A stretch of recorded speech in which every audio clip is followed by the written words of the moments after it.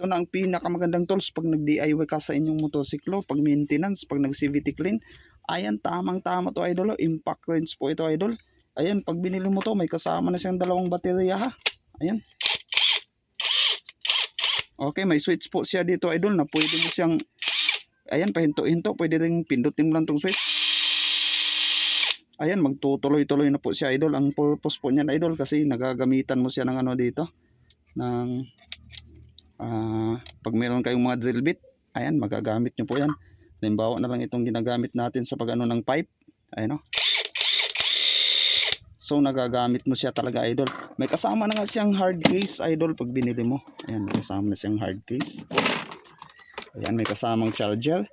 Tsaka itong tools nito idol oh. Kasama niya talaga ito. Ito, depende na lang sa'yo kung bumili ka din nito.